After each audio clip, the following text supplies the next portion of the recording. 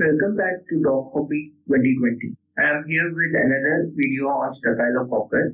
I got few comments saying that my audio is not clear in my previous video. I just did some changes to my audio editing software and hopefully this audio will feel better for your ears.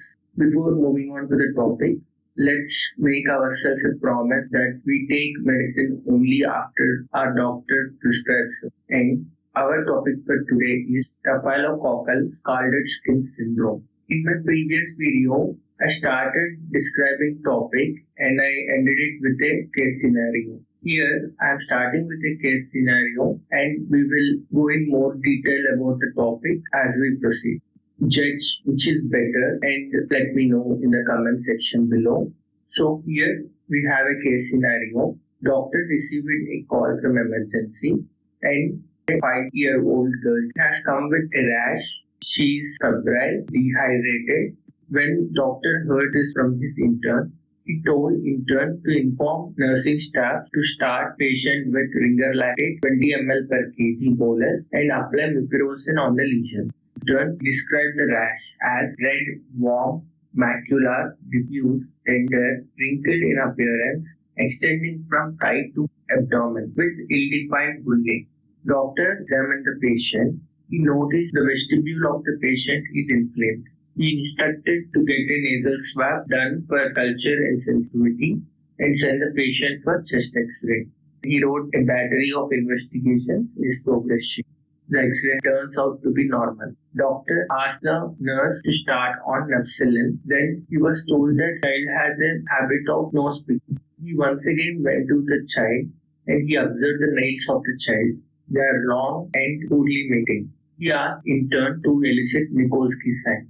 Our intern never heard of that sign before. Were you ever asked to elicit a sign which you never heard? If so, what is the comment below?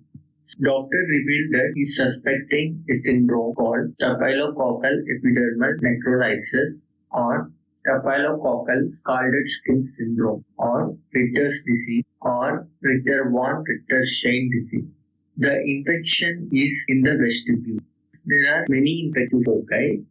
They are staphylococcal pneumonia, lung, pharyngitis, throat, vestibulitis, nose, bullous impetigo, skin, omphalitis umbilicus, and food poisoning gastrointestinal tract. The organism residing in patient's nose proliferated to an extent where they release significant amounts of toxin A and B which are exfoliative into the bloodstream. These toxins, being proteases, destroyed desmoglein protein in the epidermis which helps in attachment of the cells. When this destroyed, the epidermis got separated at the level of granular layer. The same separation, when demonstrated by gentle stroking of the skin, is called Nikolsky sign positive. Following investigations will be deranged. Since the patient is dehydrated, the electrolytes and renal function test will reflect dehydration status. ESR will be elevated. Infection is in the vestibule and site of action of the toxin is distant from the infection. Bullae show negative on culture. Staphylococcus will be yielded from the swab scent. We ruled out staphylococcal pneumonia.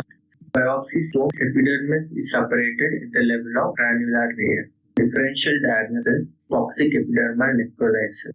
In staphylococcal, the epidermis is separated at the level of granular layer. In toxic epidermal, it is separated at the level of basement membrane. So, toxic epidermal necrolysis is a more serious variant. Mucosa is not involved in staphylococcal, but it's involved in toxic. There is no cell infiltrate in staphylococcal, but there is lymphocytic cell infiltrate in toxic. Bullous material is sterile here. Local infection of staphylococcus called bullous impetigo. Microorganisms are present in bullae. It's always children that are affected. Why? The reason is desmoglein protein amount varies by age, and in children it's more in quantity. And kidneys of children are not mature enough to excrete the toxin produced, and children have poor immunity to tackle toxins. To prevent dehydration, or rather say in this patient to correct dehydration, we started with fluid therapy, 20 ml per kg, ringer-lactate IV. We also started with topical antibiotic therapy, mupirocin, to prevent secondary bacterial infection. We started on parenteral antibiotic therapy, ampicillin. A penicillin is resistant penicillin. If the organism is sensitive to penicillin, then you will stop ampicillin and give penicillin G blockade. If the organism is methicillin-resistant staphylococcus, give vancomycin. The test dose cause reaction to penicillin, or the patient has history of allergy with penicillin, then give erythromycin. Doctor counsel mother regarding the care of the child. Here, the main problem in the child is nose picking. The advice is as follows.